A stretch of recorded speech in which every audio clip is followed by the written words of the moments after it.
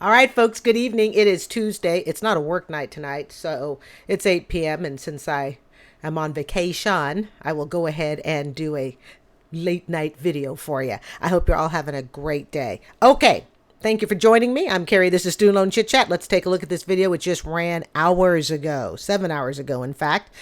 It says I'm $127,000 in credit card debt. Oh my goodness, that's a way to start off the new year. Remember, even though it's a new year, our debts remain the same. So let's go ahead, take this on down, and let's figure out just where this caller perhaps went wrong, right? And we can learn from it. Here we go. Brought to you by the EveryDollar app. Start budgeting for free today. Tina joins us in Jacksonville, Florida. Tina, what's going on? Tina. Hi, Tina. Hey, thank you for having me on the call. So we were just starting the program, my husband and I, through a very bad series of mistakes with car trade, and now in serious negative equity. And my husband and I talked about it. And I think what she said was car trade, which means they perhaps kept trading in their cars. I think that's what it's about. we are willing to do whatever it has to take to, we're going to sell the car. We found a dealership that's willing to buy it, but we got to cover the negative equity. So, those car upgrades always come to bite you in the you-know-what, right? I've been there, okay? I had an auto repossession in my very early 30s. So, yeah, I get it. I can't throw stones on that. And I learned very, very quickly a vehicle is not worth it. I tried to take out a signature loan through my credit union, and we were declined. And when a credit union declines you, you know you're pretty much SOL. Because a credit union, for the most part, they are more lenient, more understanding of people's financial situation. So if a credit union says no, don't try Bank of America. So now it's like, what do I do? What's my next step? Do I try to divvy it up amongst credit cards? Do I just bite the bullet and pay off this car? Do I try and take a home equity loan? Where do I go? I would not touch a home equity loan because that's putting up my house, or in my case, my condo. Home equity loan. From what I understand, okay, never ever take secured debt if you can take unsecured debt. I really am surprised how many people, like I said, I can't throw stones because, I had auto repossession too when I traded in a car that was perfectly affordable for a vehicle that wasn't. And I quickly learned that is not the way to deal with my driving. And I've never had that happen again. But I guess I don't understand people who do it multiple times. Like I said, I can't throw stones, folks. But you do begin to realize just how stupid it is. All for a set of wheels. Just to get from point A to point B. We'll all get there. You might get there a little fancier, but if you get there more broke, then what's the point? Well, any option that involves moving the debt to other debt, I hate that I have to tell you this, is not going to solve your problem. Or moving the debt to secured debt, putting up your house, putting up your property. Think about it like this. You have a bullet wound in your foot. Shooting any other part of your body will not fix that bullet wound in your foot. You got Understood. it? So here's the options you have that don't involve debt. Number one is you guys save up the difference that you owe and then sell it so you can cover the full amount that's owed. Or you said you got declined at that credit union. Have you tried others? Did they tell you the reason? Is it due to your credit score? I probably looked at their debt-to-income ratio, perhaps said no. Credit score. Okay, so your credit score is shot because of, was there delinquent payments? No, overutilization. Okay. With our house and all of our credit, we're about $500,000 in debt. Jeez Louise. Like I said, DTI. It's debt to income. I'll say more, but I'll save it for later. Oh, my goodness. Yeah, I think we all need to just breathe. I need to take a sip of my Culver's root beer.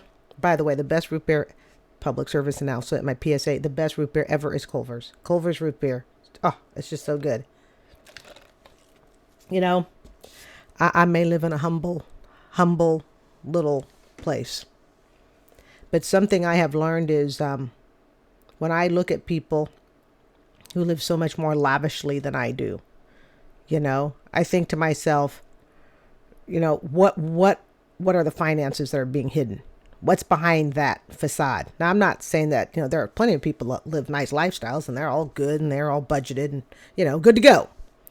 But I would suspect that more often than not, there are a whole lot of people, more than, you know, someone, I guess, you know, low on the totem pole like myself as far as lavishness. All right.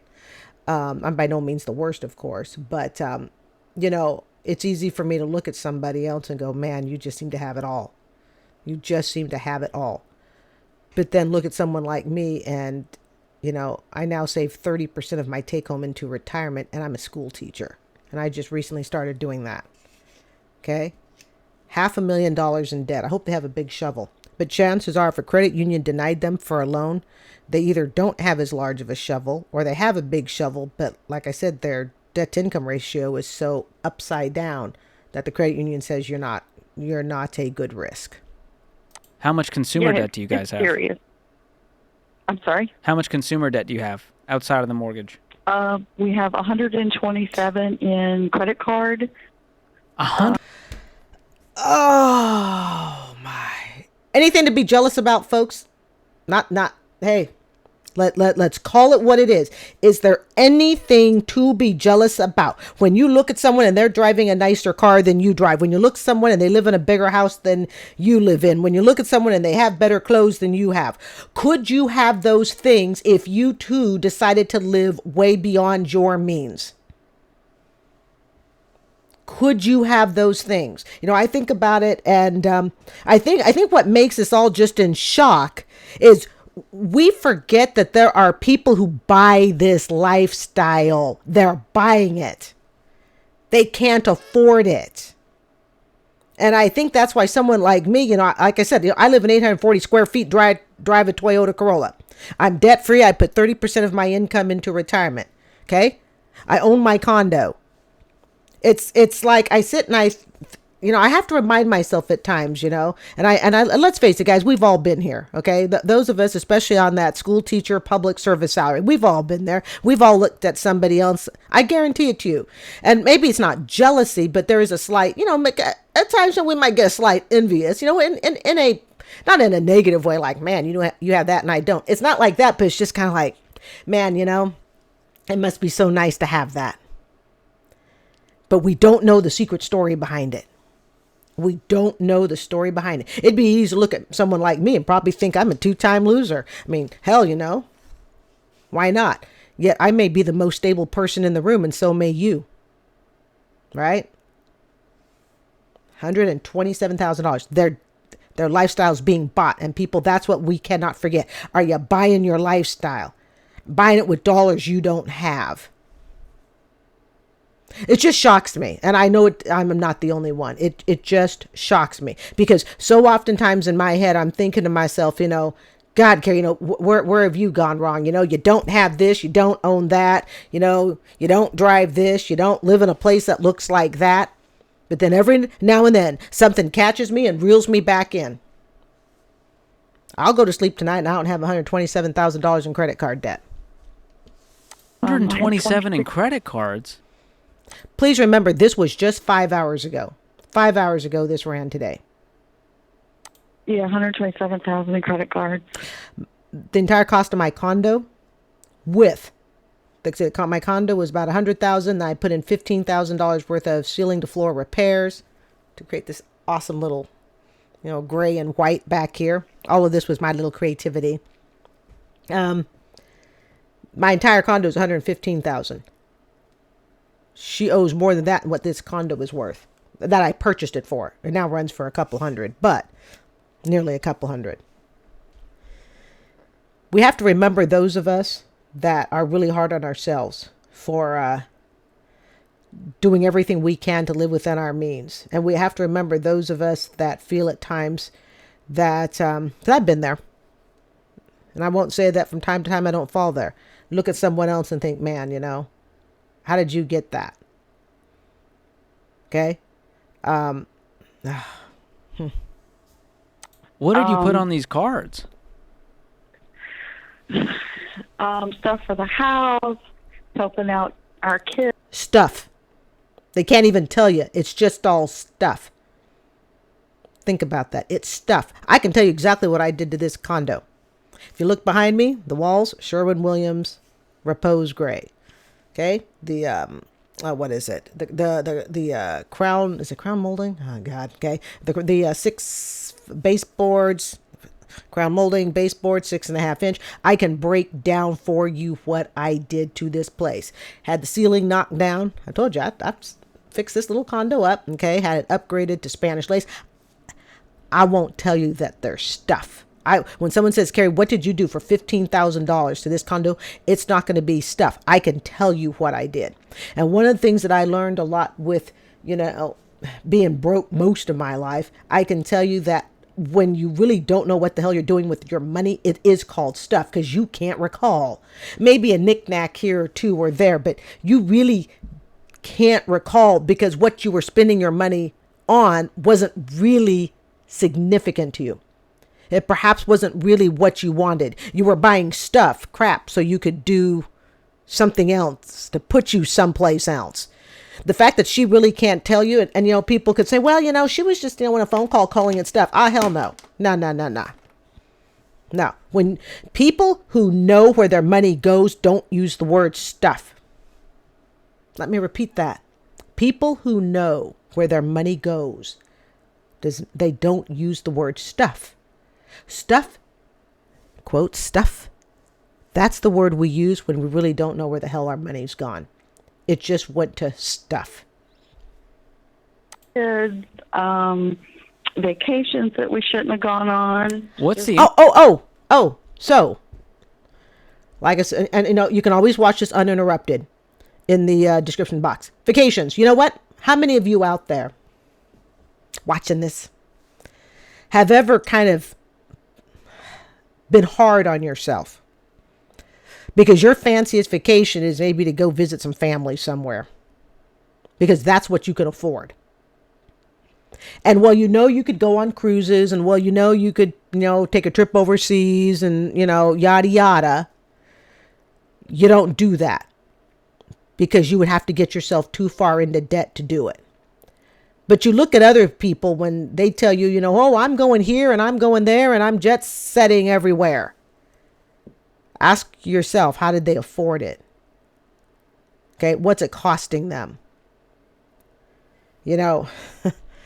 I don't do fancy vacations. Okay, it's a mixture of I can't afford it and a mixture of I choose not to afford it.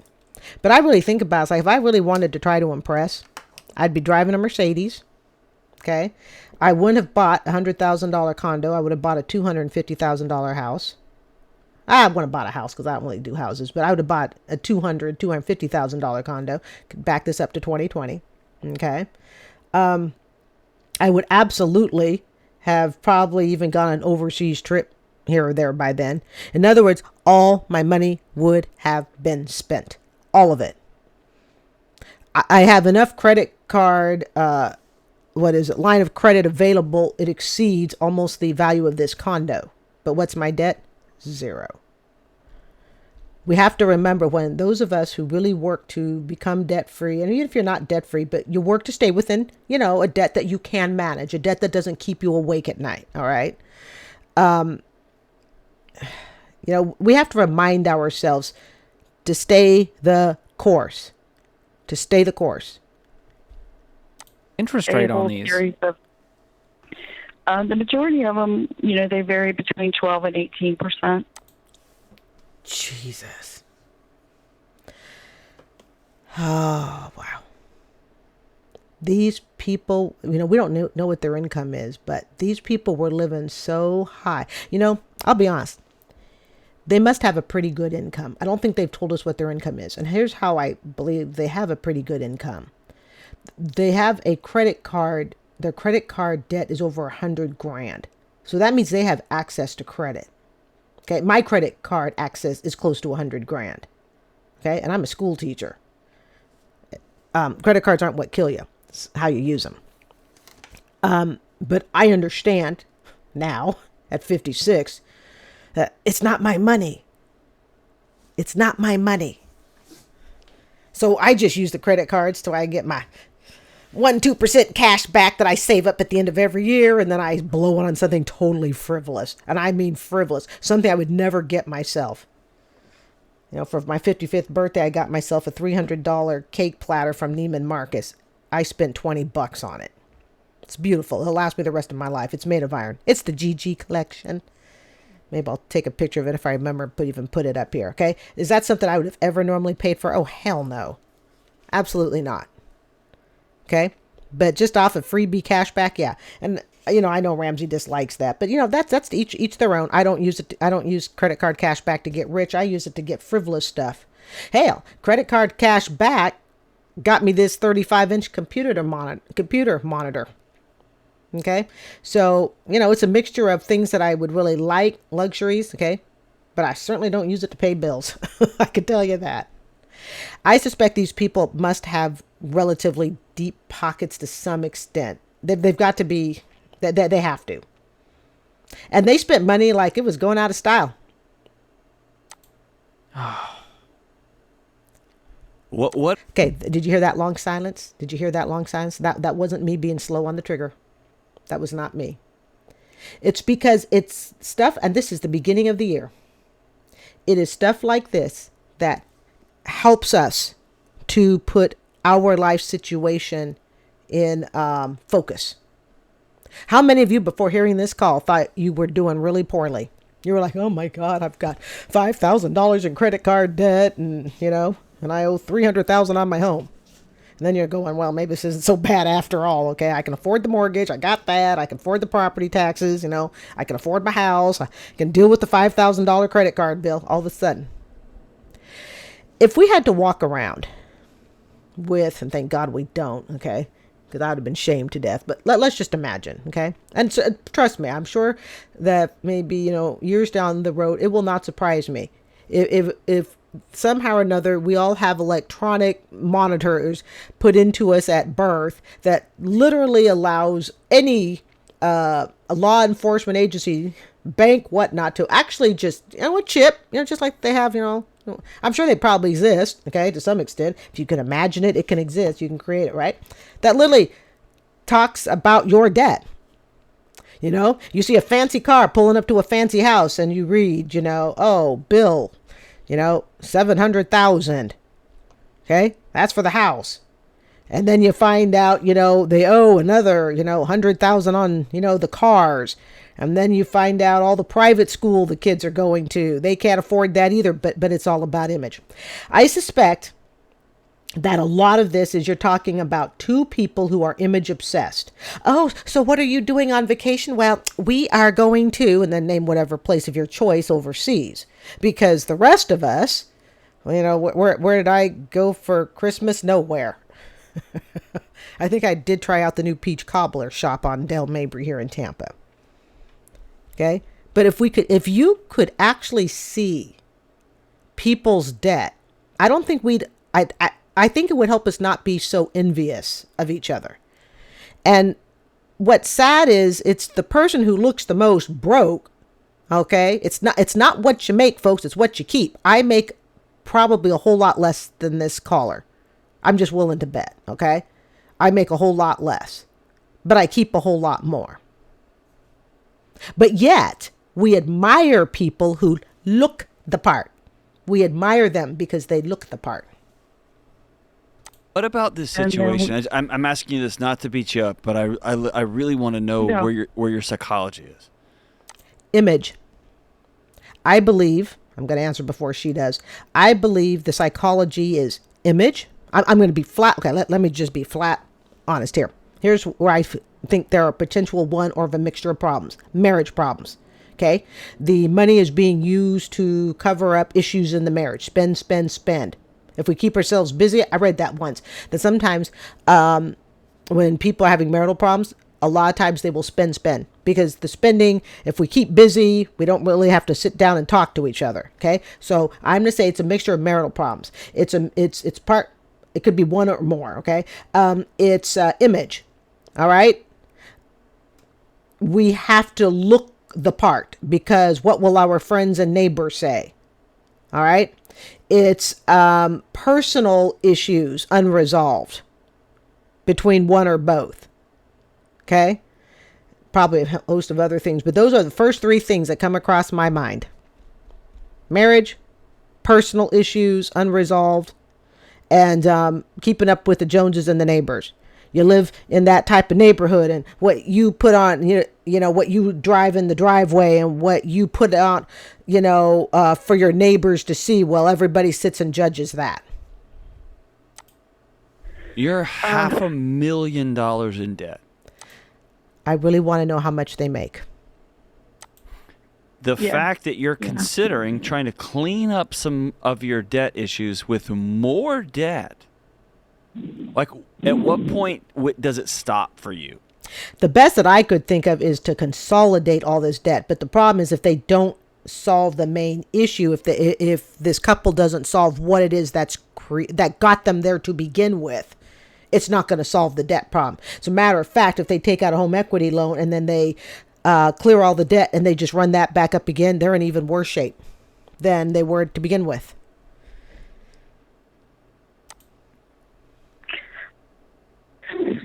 It has to stop. Right. Because we want to retire in 5 years, and we know it's not possible. Right. You ain't going to retire in 5 years.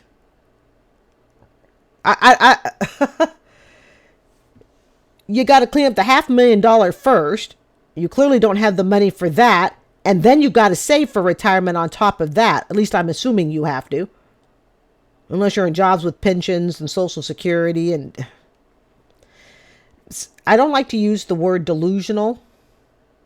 But one of the things that I realized that I was going to have to do if I wanted to become debt free, I had to stop.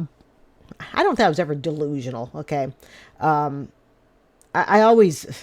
think delusional might be the wrong word to apply towards me. But in this case, for this couple, I'm going to apply it towards them. The credit union, she says they want to retire in 5 years. The credit union won't give you a loan because you have so much debt. So how are you supposed to retire? Unless you have some huge retirement account that you're sitting on. But then why would you have to use the credit union? Oh, my goodness. If we don't change. And so I'm willing to, do whatever it takes.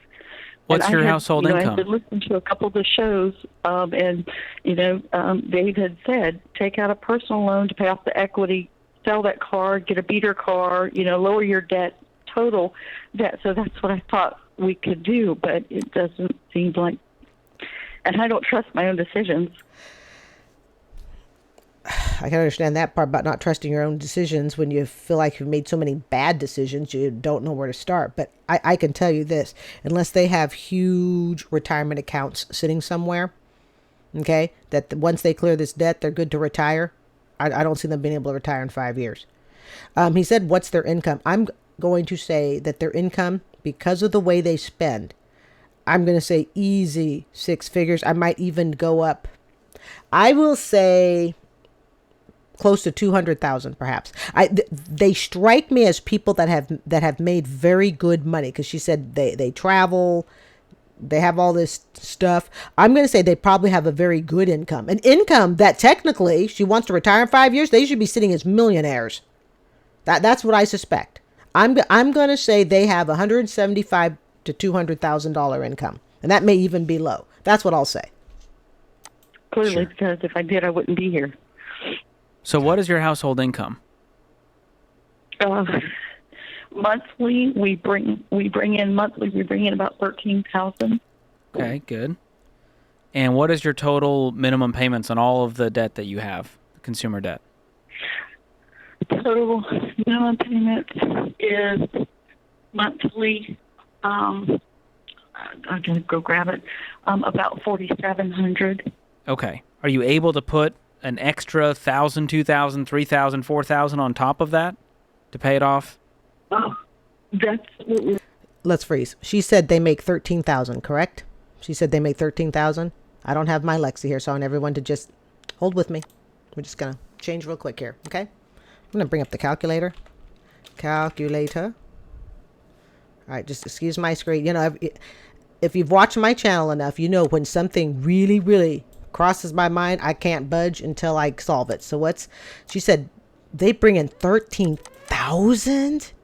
Holy cow. Times 12. 156,000 a year. Jesus. Let me put it up on the screen there. There we go. 13,000 times 12. Hey, I wasn't that far. I put it 175 to 200,000. Okay. Let me give you some perspective why this 156,000 isn't as much as it seems. All right. When I was married, between my ex-husband and myself, we together pulled in probably about 125,000. I would say together, 2 incomes. If I put my teaching job, let's say at the time at about 40, I'll just say at the time. Okay. Remember, this is over 10 years ago. So I will just say at the time, it's probably about 45,000, getting close to 50. Let's just round off. We'll just say it was 50,000. Okay. Plus his stuff as well. I'd say we made probably about 125,000 between us. Gross. I'm assuming this 156,000. I don't know if that's gross or not, but it's 156,000, and she's on the phone crying because they're so far in debt. She wants to retire in 5 years. It's not what you make, folks. It's what you keep. All right. I had to look at that. So let me take that off the screen. Okay. We're going to do, starting with the smallest first. Good. But considering I owe almost $80,000 on this car. $80,000 for the car. This is why when Dave Ramsey says, "Oh, leasing is fleecing," because I lease my car. Okay, I lease my car. No down payment. I lease it with walkaway wear and tear warranty and tire replacement. I lease my Toyota Corolla. I don't lose any sleep over that. Not a wink. I really feel badly. Okay. I feel badly that this lady learned this lesson. It appears to be very late. Okay. I feel very fortunate that I've got a decade to build up a, pretty substantial, cash savings to go with my teacher pension, to go with my Social Security. This is not a position I'd want to be in. But yet, how many of us, let's be really honest here. How many of us would probably have looked at their lifestyle? Let's just use me. How many of us would look at their lifestyle and gone, "Wow, they got it made"? Then you might look at someone like me and think, not so good. And then you find out I'm the debt-free person, right? Single school teacher, low 60s. Okay. Basically, I make a third of their income. It's not what you make, people. It's what you keep. It's what keeps you from crying on the phone.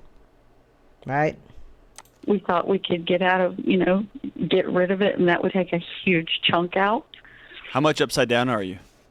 This is on the car. About 22,000. And are you sure of that? Because you said the dealership said they'd buy it for this amount. Well, the dealership's going to lowball you comparatively to a private party sale.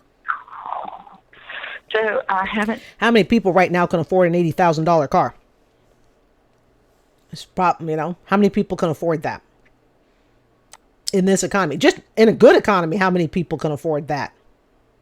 Tried private party. The balance we owe is about 80,000, and when I go through Kelly Blue Book, it's Loss. Between 55 and 60 is the value. I would say so far in all the time I've done reaction videos since September, this is, I would darn near say this is probably the worst financial case I've heard of. There was one other case that I thought was even a close runner-up. I think this one's the worst. And the interesting part is it's not even, apparently they don't have student loans from what we can tell. There's some good news, though. They could also just file bankrupt on it. They could. They might have to. And the car dealership is offering us 58 because it's a 2023 with really low miles on it. Okay. Well, we want to get as much for this car as we can to shrink that gap. Do you guys have any money in the bank? Here's what I want to know. Just $1,000. Okay. Do you have any- Okay, let me give you some perspective. They have $1,000 in the bank. Okay? To give you some perspective, this is a couple that makes $156,000. Okay, I think she said their take home, so that means they could make even more than that. If their take home is $13,000, guys, they've spent everything. They've spent it like maybe I've been broke most of my life. I don't even know where I'd spend $13,000 a month. You know, from my POV, my point of view, I don't even know where I'd spend $13,000. It's like, well, I got the water and the electric paid. But just to give you some perspective, they have $1,000 in their account. All right? I save more than that each month on a school teacher salary. Wow. Anything in your you home sell? you could sell? Yeah. We've thought about that. You know, like I said, we're just getting started, and we can start, you know, like selling off. And What's I the just house started worth? making my list of things that I could get rid of. I'm talking tools, guitars. These people want to retire in 5 years unless they have a substantial, unless they have pensions, Social Security, cash savings, unless they got a couple mil sitting in a bank somewhere if they don't have a pension, because not everybody has pensions, okay? I don't see how the hell they're going to retire in 5 years. That's delusional. That's delusional to think that they're going to retire in 5 years. These sort of mistakes have to be found and discovered well before you hit the big 5-0, as far as I'm concerned. That was one of the biggest things about my having a $110,000 student loan. I was really nervous about carrying such a huge loan. But I also knew student loan forgiveness, you know, would eventually kick in, and it did, okay, in 2022 for my $110,000. But I make no mistake, I was like, I knew that I had to get rid of it. So PSLF to the rescue, but I've done my indentured servitude in the public service, and I continue to do it, but it's different now doing it without having to worry about the student loan hanging over my head. These people should have been dealing with this at nothing less than a decade ago. They want to retire, so that tells me they're in 5 years. This tells me they're in their late 50s, or probably about my age, 56, maybe a little bit older, probably a little bit older. Motorcycles, You guys sound like you bought some stuff with those credit cards. jet skis, everything. No, nothing tangible that's No. worth anything. Because most of the time when people are buying like that, you're not buying Mona Lisa paintings. You're just buying crap. You're buying the latest dress at Nordstrom's. You're on a trip, to nowhere. Okay? You're not buying stuff. If I look at Bankruptcy 1, which was in my early 20s, if I look at Bankruptcy number 1, that was just crap. I mean, it was just crap. I couldn't even tell you what I bought. I mean, maybe a few things, some clothes. But when I looked at everything that I had, was there anything there anybody else would want? No. I have more valuable stuff now, and even that to me isn't worth much. Okay. I mean, I got a nice bed set and all that, paid for in cash, of course. More than like household goods. Yeah, overpriced household goods. Yeah, I'm at the point now I'm willing to sell my wedding set if that would get us out of debt. Wow. Yeah, folks, I think as far as debt calls, I think this takes the cake for 2024. Yeah, I know we're only day 2. That was supposed to be a little humor. And I'd almost tell them to file bankruptcy. Oh, jeez. What is the house worth? The house is worth, if we go by Zillow, because I don't have the comps, but if we go by Zillow, it's worth about $424. And what do you owe on the mortgage? $273. That, with the income that they've had, that mortgage should have been paid off. If I, as a school teacher, can pay off, and granted, I had a small mortgage, okay, because, my late parents, left me some assistance, which I'm ever grateful for. But still, I still had a mortgage of about $50,000 for myself. So let's just stop here. And I'm not a math person, but I'll pretend I am just for a minute, okay? So I, as a single school teacher, paid off a $50,000 mortgage. It was $45,000 to be exact. Let's just round it to 50. Okay. Once I put a little interest and all that. Okay. I, as a single school teacher, paid off a $50,000 mortgage in just about 3 years. All right. They're sitting on almost 50, 3 to 4 times my income. 3 to 4 times my income. There are 2 of them. I mean, 2 adults that are earners from what I gather in this family. Okay. Or even if it's just one, either way, they're sitting on 3 to 4 times my income. Shouldn't that house not, $450,000, that means they probably have had the house for a while. Okay. That's actually very modest. Really, for their, to me, that seems like a modest house. Okay. I could have bought a $250,000 piece of property and had no PMI. I could have avoided PMI as well. They blew everything. They spent everything they had. I was expecting to hear they were living a, $700,000, $800,000, maybe $600,000 home. So the 400 range kind of, surprises me. She said that's what they'd be able to sell it for. Well, what I would tell them to do? Sell the house. If it's got any equity, take the equity, pay off all the bills. Okay. And what was your total consumer debt load? I had cut you off. What's the total of all the consumer debt combined? Of everything is not including the house. Not is including. 233. Okay. This might That be includes the car and student loans and credit cards. Oh, they've got student loans.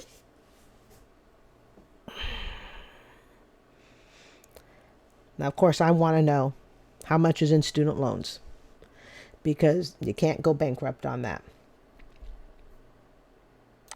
This might be one of those situations where you make the ultimate sacrifice of selling the house. You'll clear about 150, maybe 130 after fees. Now that sucks. You give up your house and you still doesn't take care of the debt.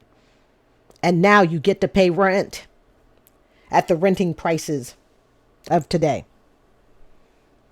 I wouldn't sell the house. Okay. I think ultimately I would not sell the house. I would rather file bankrupt. Of course, it depends on how much the student loan's worth. They're $250,000 in consumer debt without the house. If the student loans are another 6 figures, Jesus. I would not sell the house, though. Because the odds of them getting into another house, especially in the financial situation they're in, very, very unlikely. Now they get to become renters. And you have the volatility of being renters. If selling the house is not enough to wipe out the debt, I mean, clear it, we're done. We can afford to be renters now. We have no other debt. Right? They want to retire in 5 years. No, they're not going to retire in 5 years. Because I believe, okay, George did ask what other, assets, accounts do you have? They never say anything about a retirement account. People who spend like this don't think about retirement accounts. They're too busy being, YOLOs, you only live once. And that gets you down to $100,000 in debt. After you give up your house, after you give up the roof over your head and a house you will probably never be able to afford again, short of winning a lottery. But also, which can get you out of this. 20,000 of that, you sell that car, and that knocks off another 80 off. So now you're out of a house that you'll never be able to get in. You're also out of a vehicle, although that's not so bad. But you still haven't paid off the debt. The total. They would still have over $6,000 in debt. I'm telling you, file bankrupt. And the bankruptcy will allow you to keep the house. Most cases, okay? In most cases, you can keep the house. In most cases. All right? I should know. All right? People there. So something I've learned in my money situations, the hard facts and truth about money. You can delay all you want. Eventually it comes. Okay? Just like bad relationships. You can delay. And eventually you have to face it head on. It's just my experience. And what happens then is you're going to have to rent for a while. And now they get to rent at possibly, depending upon what the mortgage was, it could easily be double their mortgage. Maybe a long time. So now, if they do make it into retirement, they have the volatility of being renters. One of the things I never want to do is go into retirement as a renter. Even with an HOA here, I feel safer under an HOA. At least I have a good HOA, okay? Because our HOA does not work to make a profit. Our HOA just works to make sure that we are in line with the state of Florida standards for, what condo communities have to have. And good, bad, or HOA, regardless of what you think of them, okay? I don't love HOAs. I don't hate HOAs, okay? I just want to make sure I'm in a good one, because good luck in Florida trying to get a place without an HOA, all right? But at least with a good HOA, the goal is not a profit. My HOA does not work to make a profit. It just works to break even. How old are you, At least you can get out of this. Oh, how old are you? I'm 59. Okay. She's not retiring. She's 59. She's 59. I remember my mom told me years and years ago, my mom told me that they had friends that they knew that lived lavishly. She goes, Carrie, they had the houses, they had the cars, they had the trips, they had the clothes. And I remember she told me this years ago, probably like in my 30s. Okay. My late mom told me this. And she said they were the envy of so many people, because my parents were school teachers. But she goes, when they hit she said they were in their mid to late 50s, some of my age, okay, 56. She said they were broke. Flat broke. And she said, and your stepfather and I, we watch every penny. And they did. Okay. But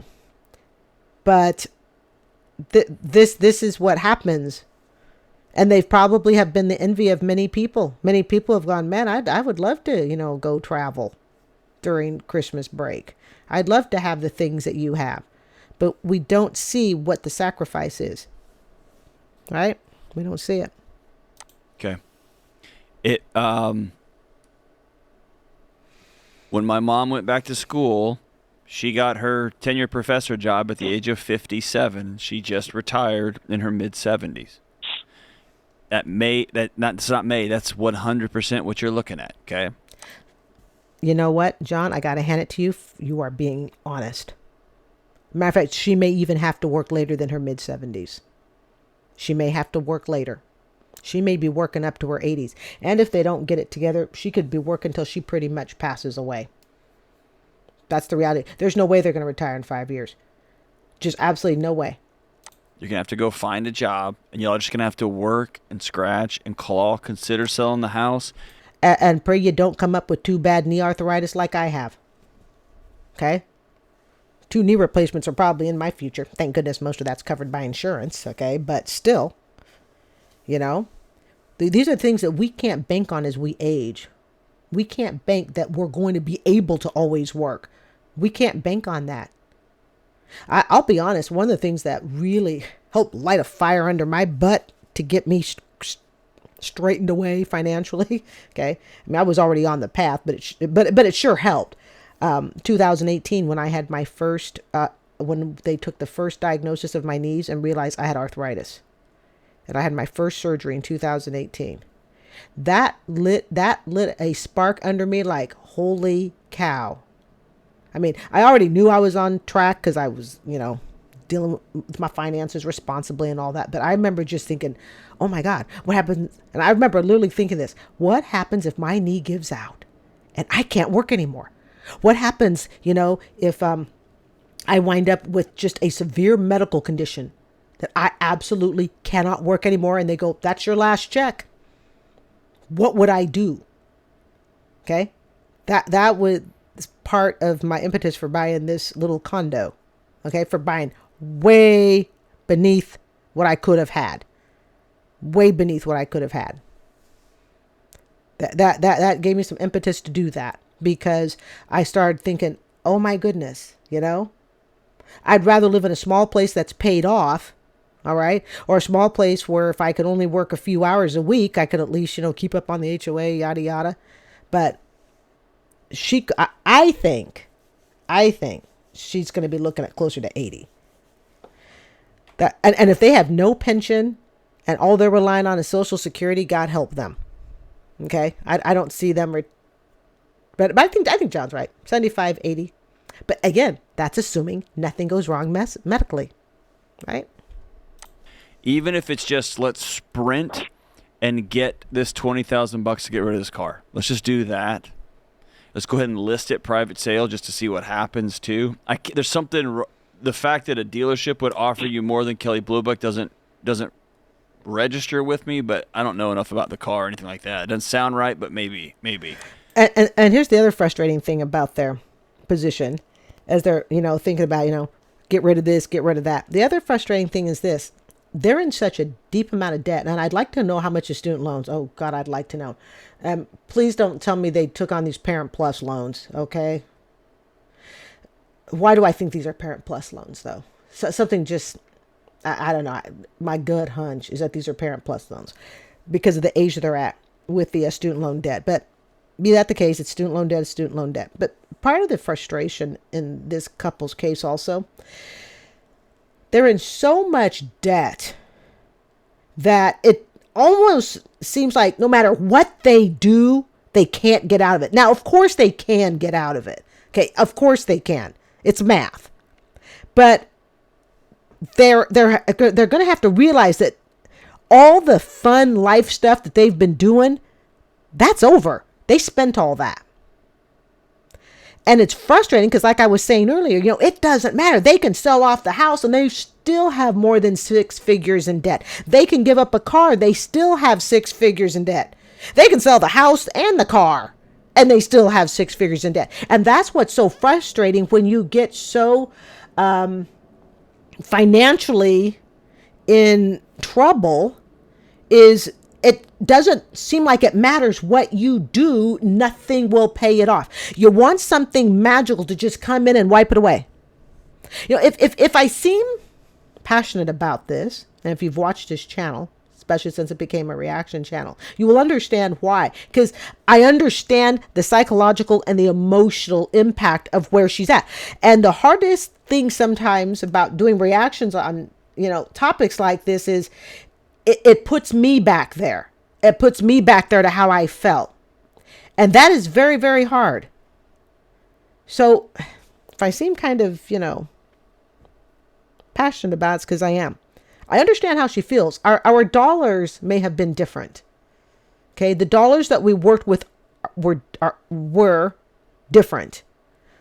But the impact, the emotional damage it does to you, how it messes with your psychology when you're this far in debt, how it messes with your self-worth, your sense of your self-esteem, your sense of self-worth. A combination of guilt, combination of shame. I get it. Been there. They're in so much debt. And at such an awful age to be carrying this debt. There's never a point of no return. There's always a point of return. It's just that return is going to happen way later than it would have happened had you stopped the runaway spending train even as little as 10 years ago. Even 10 years can make a difference. This is why I feel so blessed that I have 12 years. All right. I have 12 years. And then you and your husband have to decide, are we going to get 1, 2, or 3 or 4 jobs? Do we want this? No. I don't. At 60 years old. At 60. You're going to try to live as if you were in your 20s. Don't see a picture where y'all retire in 5 years. I just don't. And so I think the quicker you can grieve that and say we wanted this to be the case, but they did retire. They spent their retirement money in their 30s and 40s. That's what that's what they did. They took their fund money and instead of using their 30s and 40s And let's just say 50s. Hey, let's keep the 30s out of it. Let's take it the 40s and the 50s, because a lot of people are still establishing themselves in the 30s, okay? Let's take the 40s and 50s, though. They spent that. They spent that. They basically took their retirement money and said, you know what? We're going to live it up now so we can be broke later. That's what they did. So now at 59, 60, they're like, we want to retire. You can't retire, at least with the information that we have here. Okay. Unless there's some hidden money somewhere, from what I gather, and from her tears, which I understand. I get it. Okay. Her name's Tina, in Jacksonville, Florida. Okay. About 3 hours from me. They spent their retirement. They already retired. They retired with their lifestyle of trips and vacations and stuff. Okay. They spent their retirement. But it's not going to be. Let's shoot for 75 instead of 65. How many people want to work till they're 5 years to 80? I sure as heck don't. I mean, I don't mind. Like, okay, I will work, probably stay in the school system, just because it'll become my muse at 70, I'm sure. Okay, but I want that to be totally optional. Oh yes, I'm happy to substitute 2 times a week if it doesn't rain. All right, I don't want to be forced into it. I don't want to be forced to have to do it. And there's nothing that guarantees that 15 years from now, they can physically do it. Hell, I can't do it. And I'm 56. All right. And I have to have, certain basic accommodations of stand up, sit down, so I can accommodate my stinking knees. I couldn't imagine, 75 years old, basically till they're 80. Let's just round it off. You're going to be working till you're 80. Then it's gonna give you a little gas in the tank. And y'all just gotta knock this thing out, like item by item by item. It will not be how you drew it up, and you have to commit to taking debt off the table. That's a big problem. Also, there's something I've learned. You can shed a whole bunch of tears. Hold on. You can shed a whole lot of tears for the debt that you're in. But if you can't take those tears and transform them into action and into a plan, if you can't change the mindset that you have about spending and the role that money and stuff plays in your life, if you can't change that, and if you can't change it to the point where it doesn't matter what other people think, okay? It doesn't matter what other people think. If you can't change the way you view money, and the partner that you're with doesn't change, okay, you're sunk financially. Because this is a married couple, they both have to commit to it. If one of them says, I'm not going to do it, and the other one does and tries to do it, they're sunk. Forget working until you're 75. You might as well just plan on working pretty much the rest of your life, and living in your car if you can't, fix it. And I don't mean that sarcastically. You can go onto YouTube and you can find seniors living in their car. Now, personally, if I ever even thought my parents were living in their car, that would never happen. It's never can happen. Now, my parents are, financially fine and very responsible, excellent, retirement role models and all that. But there's no way I would allow that to happen. But it does happen, where seniors wind up living in their vehicles. It can never be an option for you. Ever. Ever, ever. Agreed. I'm so sorry. Agreed. I'm sorry you got to learn sorry. this lesson this way, Tina. Okay. Whoa, we ran almost an hour. Jeez. See, guys, I try to upload for you as frequently as I can. We're on vacation, so I've been able to upload for you pretty regularly. But in all honesty, I'll probably... I can't do it when school's on. It's too difficult. So, I mean, I'll still upload and all that stuff. It just won't be every single day. Okay, let me see here. Okay, so here's the thing, folks. I'll say it in every video if I have to, all right? Most of our money problems are brought on by whom? It's the person we face every day in the mirror. That's where most of our money problems are brought on. This wasn't brought on, from what I can tell, because of medical illness. A sick child, cancer in the family. This was brought on because of what? The personal desire to spend. I suspect, and they didn't bring it up, and I'm not surprised. I suspect there are marital issues somewhere in here. Okay? And the reason I suspect that is there has clearly been a lack of communication over the years as to how we're going to retire. When you don't have the ability to sit with your spouse and to talk to them about things like how are we going to retire, okay, and you're basically staring down the barrel at 60 years old, okay, and you're calling into a national show that tells you, look, you're going to have to live like you're in your 20s, okay, broke next to nothing, holding down a few jobs. I think at one point he's like 3-4 jobs. I don't see how they can physically do that at this point, to be totally honest. But that's brought on by us. It's brought on by our own decisions. I didn't hear anything here, and I'm willing to bet those are Parent Plus loans too. I'm just willing to bet those are Parent Plus loans because they're holding student loans at 60 years old. So I seriously doubt it's their college student loans. It's probably that for their kids. Perhaps if they have children, they can ask the kids to help on the Parent Plus loan. I think the most probably disheartening thing here is it just seems like no matter which way they turn, there is no easy turn out of this. There's no easy roundabout for them to take. It's the easy, or the easier path that should have been started minimum a decade ago, when they were in their 40s and they went, okay, what are we going to do?